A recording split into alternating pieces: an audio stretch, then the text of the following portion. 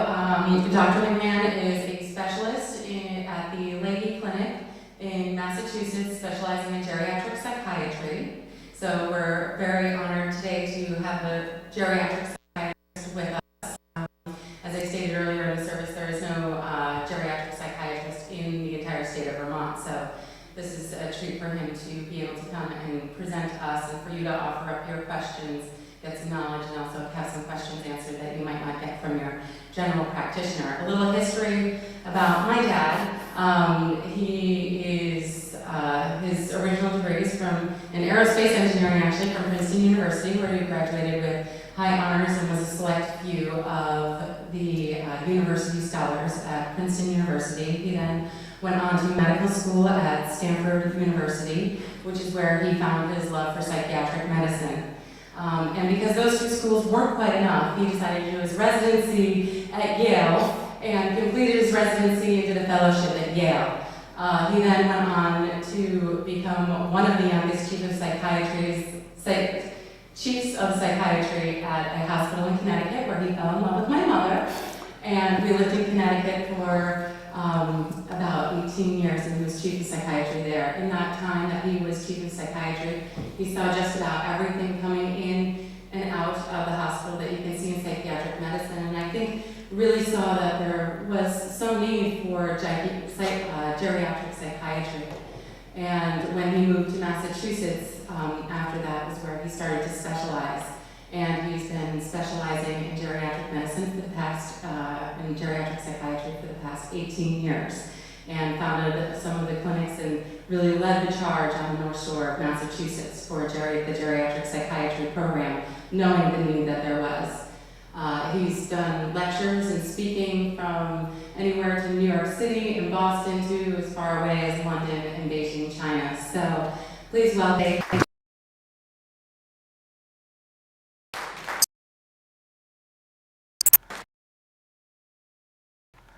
Now I'm going to do the usual. Do we have to turn this one off, I think? Or? That one has to be off. Is that one off, Beth? Yeah. Okay, good, good. It is a delight to be here. I just want to tell you, we've been working together for some time. Joe and I have been talking about this. Joe has been very persistent, which is certainly something I admire. This presentation is about elder psychiatry, the process of growing older. There are a number of funny slides, and I really encourage you to laugh or guffaw whenever you see one of them. The second thing you should know is I had just gotten a new PowerPoint version when I put this lecture together, and so you're going to see some really eyebrow-raising special effects, starting with this one. Oh, maybe not that one. There we go, the pinwheel. Okay, so this is the secrets of healthy aging, and given to you by me, and that was a lovely introduction from my daughter Bethany. Can you speak up? I'm sorry. Okay. Okay. That's, is this, oh, maybe I need to fiddle with the microphone a bit. Thank you for saying that, though.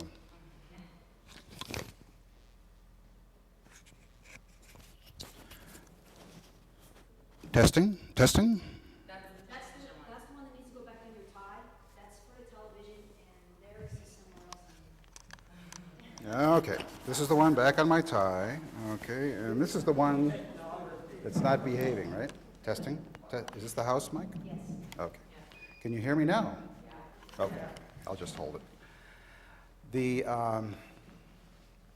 This is an incredible field. When I first put this together, this lecture was about 15 years ago, and I've been updating it. Volume. What, more volume? Yeah. Okay, Do you want the handheld mic instead? I think I'll do that, yeah.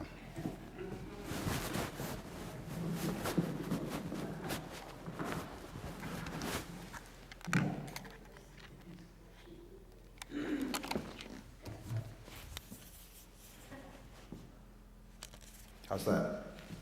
Okay, good. We're in business. I always feel like a TV preacher, though, when I have one of these. Okay, so we are going to look at more special effects. Hello, Vermont. And a number of you are old enough to have watched the old Superman series with George Reeves on television. And this is Superman in his later years. So he's on the windowsill and he's saying to Lois, dang, now where was I going? Because he can't remember. This also was, we have a new dog. He's a rescue dog, and his behavior is a little bit off the grid. So he got himself in trouble, legal trouble, and he's down there in the courthouse, and he's trying to plead cute. And the judge says, that's not going to cut it, you can't plead cute. So that's so much for Hugo. One of the things Bethany mentioned was that I have spoken in Beijing, and the exciting part of that is that Bethany and I were actually on the program together talking about some events in the Olympics that she had witnessed. And that presentation was at the second Sino-American Psychiatric Convention in the year 2000. So we actually got to see psychiatry through the eyes of the practitioners in China. And one of the things I like to point out, can you read this? Holy Great Mother of God, I've been cloned. Issues of aging affect everybody at all ages. In China in particular, though, there is a little bit of a different view of aging. People are regarded as growing in wisdom as they grow older. And of course, the United States and Western societies in general have a somewhat different point of view.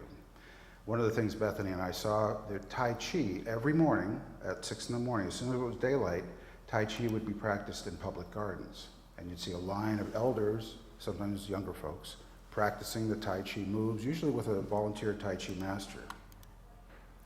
Then we have the Western societies. Yoga for living, stay young. Kind of a different message than we had with this morning's sermon. The idea is you want to stay young at all costs. Defying age is the name of the game in the US, right? You get all those funky and fancy lotions that they sell and special products and creams.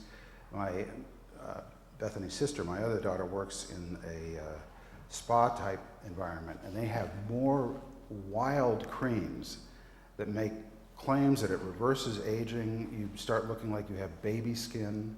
I swear some of them claim that you're going to go right back to the womb. And every claim that can be made has been made.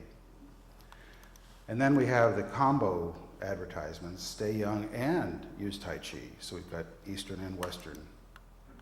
The message, though, over and over is stay young. Anybody know who this is? Okay, she really had it right. Lucy said, the secret of staying young is to live honestly, eat slowly, and lie about your age. And I think that really sums it up. So, this is the Chinese character for good health, and part of what we're going to talk about today are different strategies as we all grow older for maintaining good health. So what I like to think of is what I call the healthy aging diamond. As you all know, there are 4 points to the diamond, and we're going to consider each of the points in turn. Here's the diamond. I like the way that flew in. That was one of those special effects. Okay, so first we're going to take a look at physical health. This is a pretty dense slide, so the goal of it is really just to show you that for folks age 65 and over, there's a slew of different chronic illnesses, men and women. Women are orange, men are green, but you can see that there's a whole host of different problems. It ranges from heart disease, hypertension is the most frequent, arthritic symptoms, quite frequent, cancers of different sorts, but there's a whole range of problems that people begin to experience and deal with as we grow older. Keys to physical health. Healthy diet, we all know it. That's all the food we had on the table, the cookies and the cakes and the creams and all that. So don't eat any of those. I'm going to take them home with me, okay? The other thing is to stay active. That's what I look like if I took my shirt off. One of the things you need to keep in mind is that this is not necessarily in the gym pumping iron. One of the studies that they've just come out with shows if you walk briskly for 15 minutes a day, 5 days a week, you can have a major positive effect on your physical health. 15 minutes a day, brisk walk, 5 days a week. That's not a lot of investment. So it's something we all could do if we wanted to and felt motivated. Most of us think about, oh, I gotta get a gym membership, I let it expire, I need new sneakers, you know, I need a special workout outfit.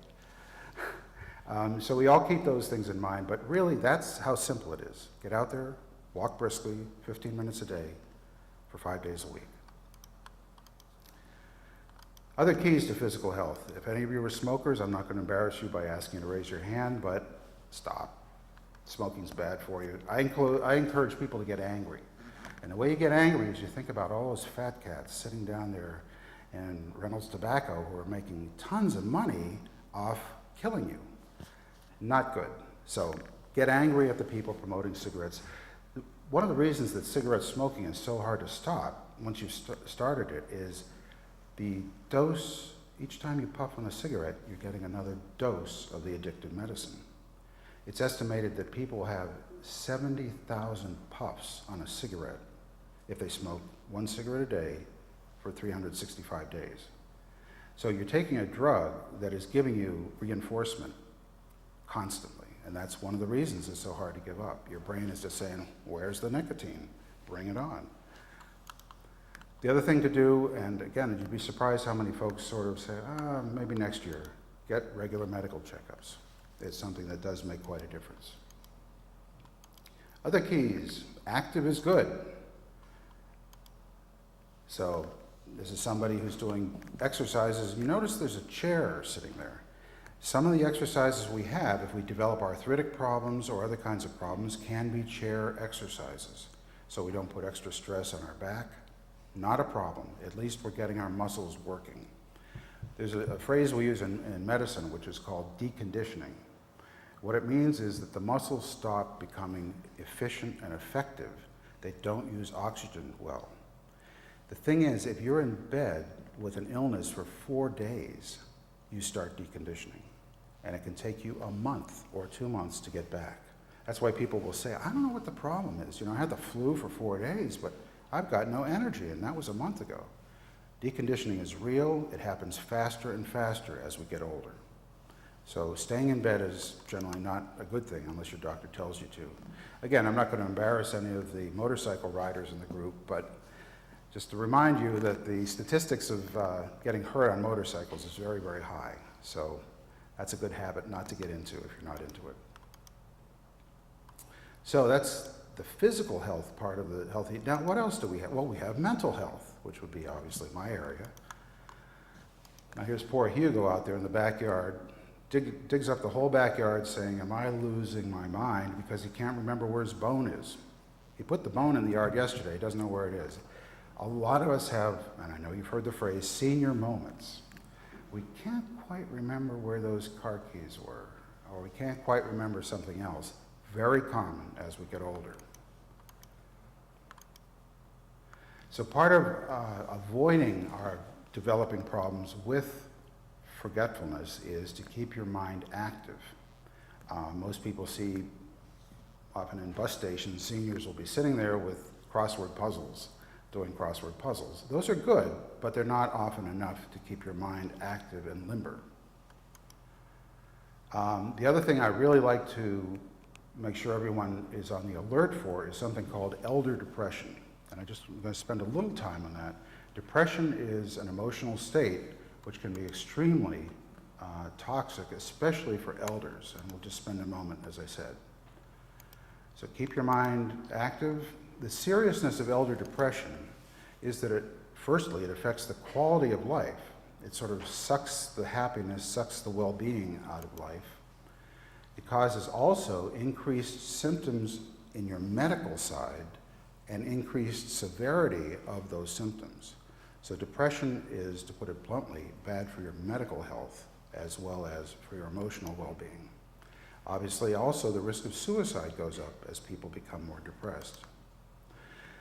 There's going to be a small test on this, so I hope you all put this in your memory. Anyway, no, I'm just kidding. This is the definition, the psychiatric definition of depression, and the point of presenting this is just that there are about 7 different things we look for. Are people having problems with sleep? Sleeping too much, sleeping too little. I had a fellow last week who said to me, Doc, I don't know what's going on, I'm sleeping 12 hours a day. Used to sleep 8 to 9 hours a day, something's wrong. And in that case, it did turn out to be depression. Loss of interest in things, somebody who really just loves following the Bruins or something like that and just loses their enthusiasm. They just say, I don't care anymore, it really doesn't matter to me. That sort of loss of interest in something important or pleasure in something that's given them pleasure is an important symptom of depression. People often feel guilty. They may also feel that they have very little energy to do things. The other things we look for are effects on concentration. There actually is a phrase for the condition of somebody looking like they're dementia. They have dementia. They look like they're demented, but they're not. They have depression. And it's called the dementia of depression. The good thing is when the person gets on antidepressants, their memory comes back. So it's a treatable condition, and that's something we always look for in a workup. Appetite can get more or less with depression. Psychomotor is just a fancy phrase for saying how much do you move around, and how do you move around fast, move around slowly, has it changed? And finally, as I mentioned, suicide is an important issue that we keep an eye on. One of the things that I like to emphasize, and people say, why are you giving a talk about aging just focusing on elders? Why not just give it for everybody? Elders grew up at a time when views of mental health and psychiatry were different than they are today. Some of those things I'm just going to mention. For one thing, most folks over the age of 55 are taking a number of medications. And I've had a patient said to me, I really think you would benefit from a small dose of an antidepressant. And the patient said, look, I'm on 20 pills right now. I'm having trouble keeping them straight, and you're telling me I need to take one more. So the number of pills is part of the problems. The other thing is illnesses themselves have side effects. Medications have side effects, maybe for other things that the person's taking. And what we often look for, and I have a little pocket-sized analysis engine to do this, is what we call drug-drug interactions.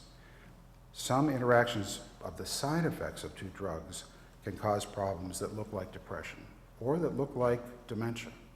So these are very serious, and as people get older and develop more problems, they get put on more and more and more medication. So the odds of that kind of thing just gets higher and higher. One of the ones that you'll probably be surprised, anyone heard of Tylenol PM? Of course we all have, Aleve PM. The PM is the drug Benadryl. Benadryl has a strong side effect that can cause confusion in people that are developing early dementia. So it's a problem where the medicine itself that they're taking to sleep can actually make a problem that hasn't become a big problem look a lot worse. Pharmacokinetics is a fancy word for how the body's enzymes handle medication. Those change with age. So a medication that might not be a problem when somebody is in their 30s, because of the way their body handles the medication, may be a big problem when they're in their 60s or 70s. Lower as opposed to bound up in the serum protein. So long story short, you can give a dose that would be a perfect dose for a 45-year-old, but it practically knocks a senior off his or her feet because there's much more of the drug actively circulating in the body.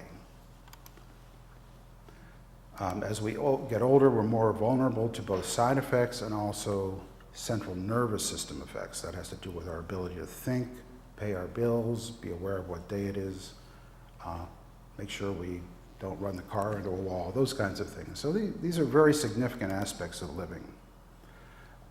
Lower brain and cardiovascular reserves, again, a function of aging that has to do with how effective medications are. The other thing that I know is obvious, but it's worth stating, is that when we do have a problem, like falling, the consequences are often much more serious. People fall, but because bones are more brittle as we age, they get a broken pelvis, or a broken arm, or a broken leg. So falls can be very, very much graver as we get older. So this poor gentleman goes into his doctor, and Mr. Pickett, and he says, "Doc, something's wrong with me." And the doc comes back after looking at the test and said, "Good news, Mr. Pickett, it's just a slow leak." Okay, want to make sure I didn't put you to sleep yet.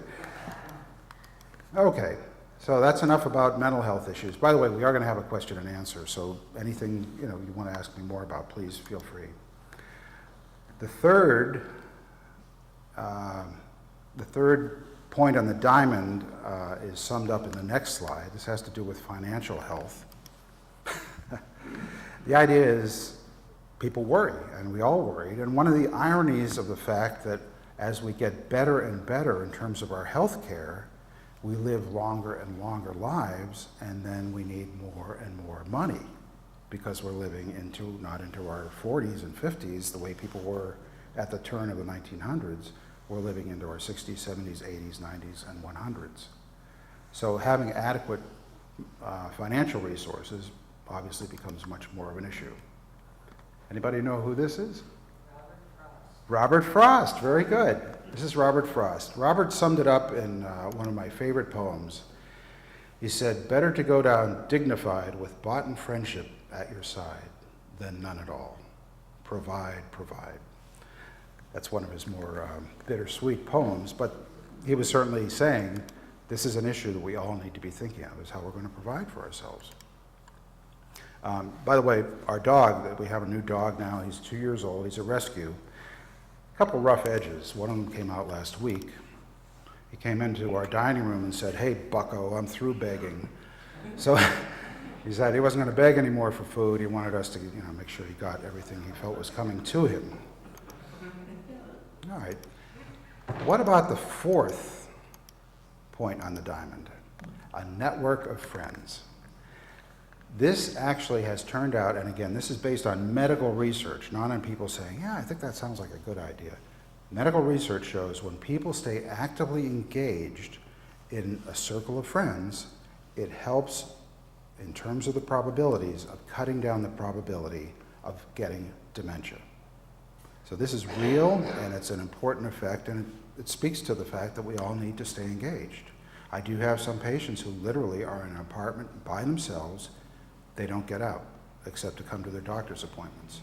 That's not good. That will almost guarantee the likelihood of dementia. Keys to the social network. Notice all the fancy displays here. One important idea is what's called a family of choice. I've had more than one person say to me, "I can't stand my family. I don't like my father, I don't like my mother, I don't like my brother, I don't like my sister, my cousins are idiots, my aunt and uncle for the birds." There was a lecture that I saw about more years than I care to admit, but several years ago, and she said, "Look, ditch the family idea." She said, "What you need to think about is the family of choice. Choose the people you like to be with. That's your family. Don't worry so much about meeting with Aunt Tilly, who is just a crank and a downer and makes everybody miserable. Maybe you send her a postcard or something, but that's not the person you want to spend a lot of time with." So this is the idea. Choose and be with people that you like. One of the obvious important communities is this community, a faith community, in which spirituality and faith issues can be talked about in a very meaningful way and with people that understand what you're talking about. Anybody know who this is?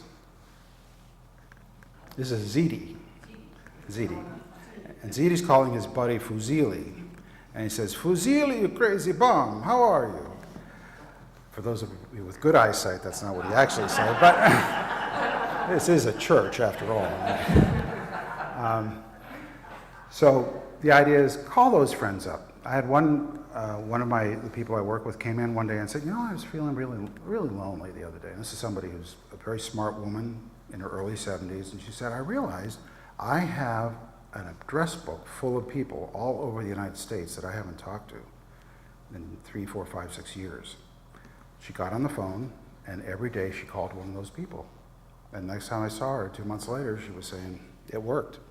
I feel connected. I feel alive. I feel like I'm back in their lives and they're back in my life." Call a friend.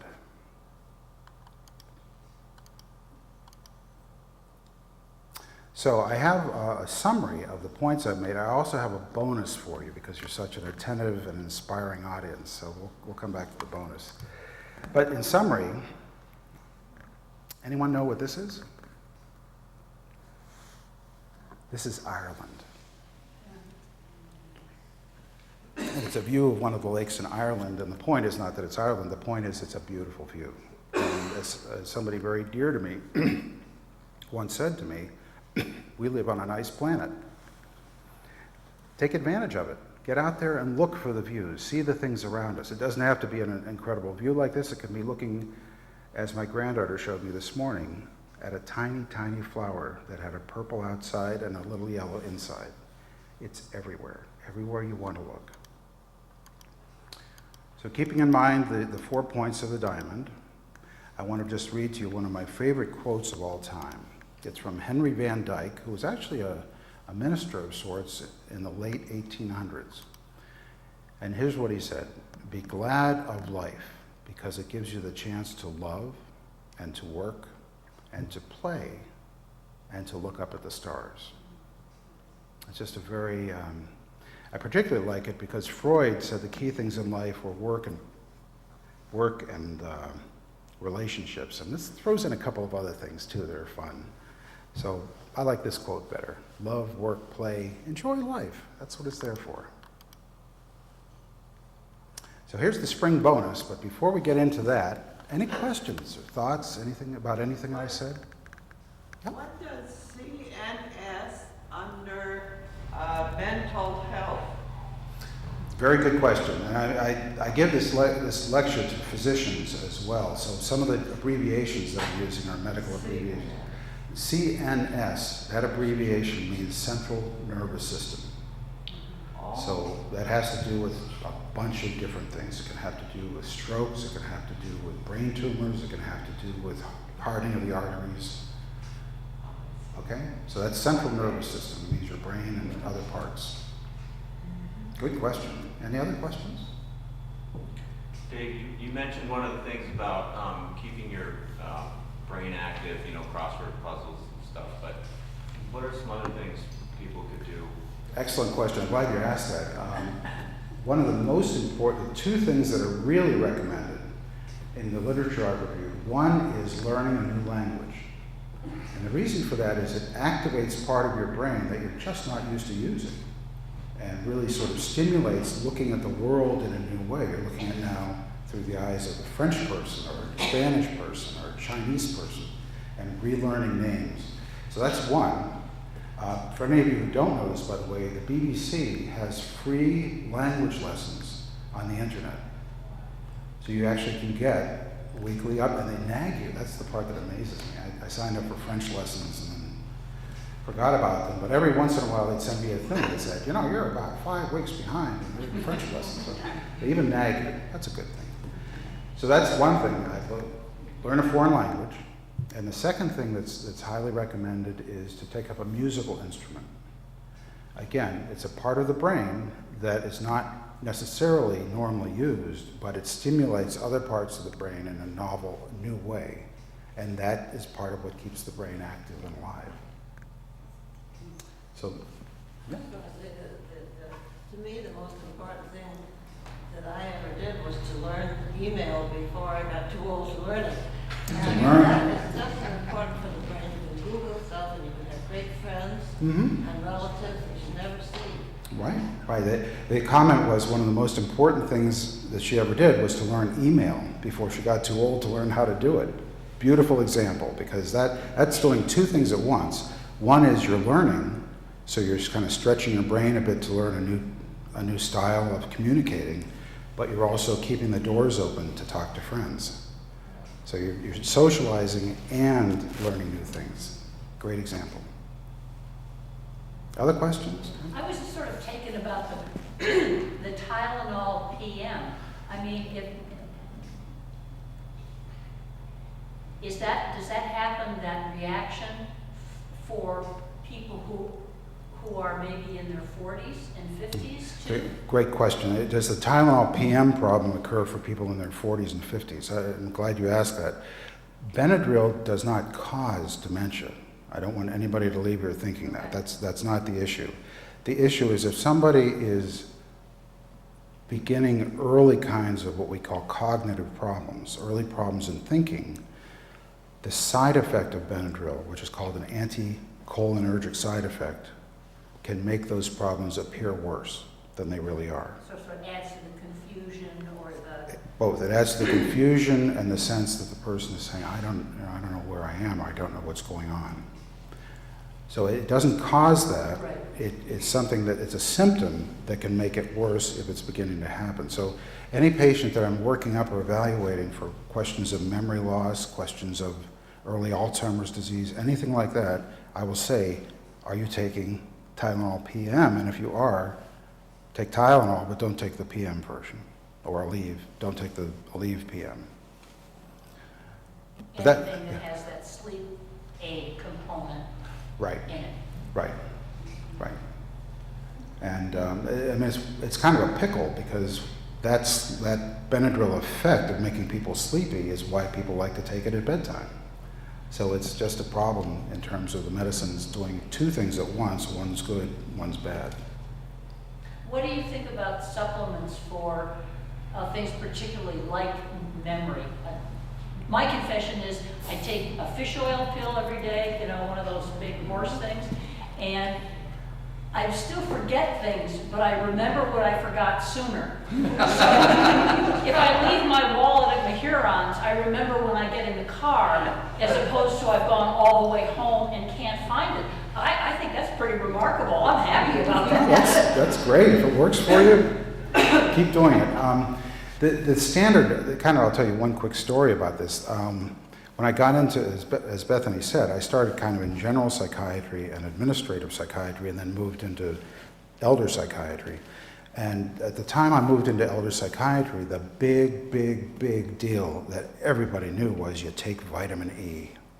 Vitamin E is going to keep your brain sharp, you know, for the next 30 years. Well, it turned out that was dead wrong. It didn't get proven dead wrong until about 4 years later. And then they finally did what are called controlled double-blind studies that went on for several years, and they found out it didn't work. It didn't do what everyone thought it did. The same with supplements. The problem is you get into is what's called a testimonial effect. I take fish oil, it worked for me. Pretty much just what you said, and maybe it did. That's not the same as saying it's going to work for you or for the rest of the population, because to prove that, you have to show that you've done double-blind studies where I give you a pill, you don't know if it's fish oil or just a pill with nothing in it. And that kind of research, unfortunately, takes a lot of money and a long time. So it's only now that we're seeing the results of that. So to answer your question, I'm kind of, I hold back a bit on recommending supplements. Some of them clearly are working very well to enrich the people that are promoting the supplement. Whether they're really helping the people that are buying it, not so sure. Okay. Yeah? So I have a 91-year-old father who is inactive because of different ailments. And so, but very clear-minded and a good attitude, but he sleeps a lot during the day. Like, you know, we'll watch a TV show and fall asleep partway. I mean, as you get older, is that somewhat normal? He just sleeps more, or he's got to force himself to get up and move around to get more energy? I mean, In general, I don't think the need for sleep increases as we grow older. So I would say, I'd just throw out some possibilities. Maybe he's bored and he just lies there watching TV. Daytime TV is a nightmare, and he just gets bored and falls he asleep. watches the political shows, he's all set. Okay, all right. But the other idea about him spending too much time either sitting in the chair or especially lying in bed, that gets into that whole issue of deconditioning and You know, he sits in a chair, so any suggestions of how to change that? well, it depends how interested he is in changing. I think that's the pickle. But you know, you could tell him that it really is recommended that every hour that he get up and go outside and walk around the house or walk up and down the hall or something like that. A better thing would be if he participated, I don't know if he's living at home or a nursing home? No, a community independent living, but there are like exercise classes. Yeah. So I'd really beat the drum for him joining the exercise groups and trying to make that a part of his life. Definitely. Yeah. You spoke about the Tylenol PM, the negative effects. How about just plain extra strength Tylenol? Does that affect at all? Extra strength Tylenol is fine. It's fine. The only thing I'd mention about Tylenol, which is the drug acetaminophen, is that there were new regulations that came out in the last year about what the maximum dose is that you should not exceed in 24 hours. So as long as you're not exceeding that maximum dose, no problem. And also, you speak about activity. Mhm. If you have health problems that limit you from being active, I used to walk a lot, but can't now. What do you substitute? Well, if you have what kind of problems? I have heart problems and And I'm glad you said that, because any of these recommendations I make are conditioned on making sure that your health can deal with it. I would ask your primary care what he or she would recommend. Often, if people can't do the kind of aerobic exercising because their heart is having difficulty, they may focus instead on stretching exercises. And that often can give you the feeling that you're making a difference with your body, or you're helping your body stay limber, and without getting into putting too much stress on the heart. Okay. Okay, 3 more questions and then we'll get on to the... We will bring this up, so I will. You didn't mention sex because nobody wants to talk about it. But you know, it doesn't have to be real sex, it just can have somebody. And it could be your dog or cat, or just somebody loving who cares for you. Yeah, yeah. Other than that, you're all alone. Yeah, no, as we age, there's no reason that people cannot stay sexually active. It is true that sometimes men have difficulties with their prostate or other parts of their body, but there are medications that can really make a difference for that. Women, they haven't really come out with a comparable medication for women to restore libido, but that's being actively studied. So hopefully we'll have something for that.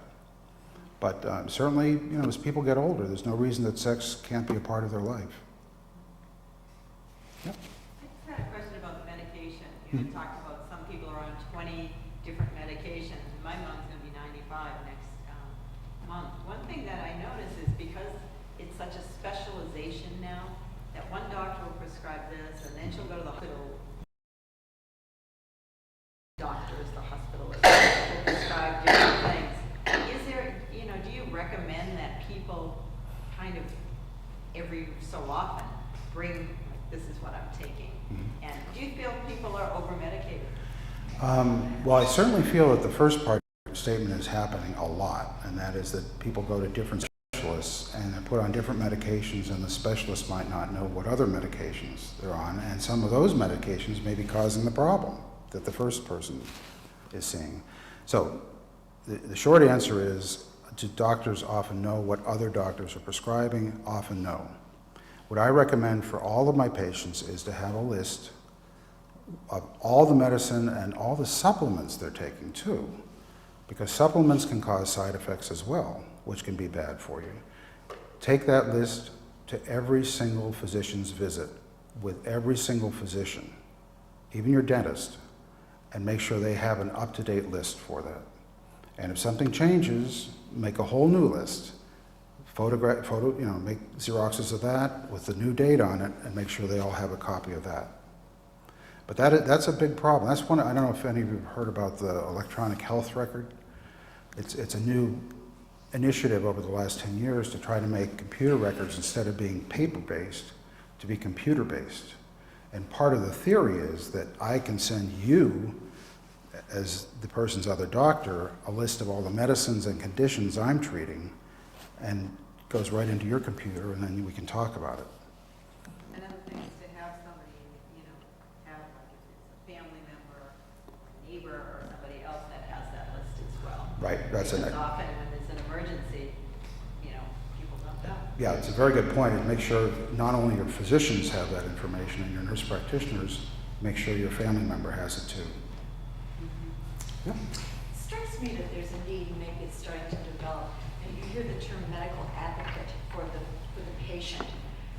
And it seems as though there is now a kind of a growing interest in that person who maybe has an MD or something, but can work with the patient to kind of decipher all of that. Do you think that's a good direction?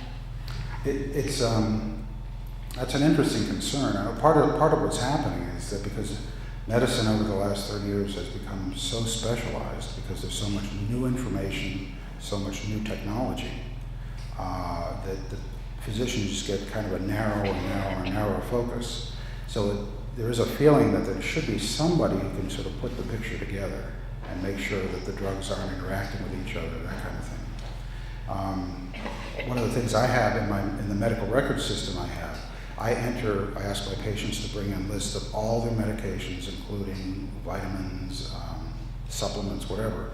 I put it into a list in the computer, but the list actually is the front end of a computer program that compares all of the medicines to each other and then warns me if there's a dangerous interaction. So that's the kind of thing you want. You want somebody who's going to look at these medicines, not just to see what they are, but to see if they're fighting with each other. Well, and just to follow up with aging parents, one hospital that I hated and grew to love, Gunderson in La Crosse, Wisconsin, which has gotten some notoriety because 80% of the people go through there have a DNR, and it's considered the best place to die. Unfortunately, my father happened to be there. But in the last couple of years, and I kind of stumbled onto the information, and I'd say to any of you, the hospitals do now have computer programs for families.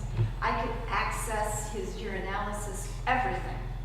And I could watch those figures myself here in Vermont. And I had access to the doctor. And they didn't really tell me about this. I sort of picked up a brochure.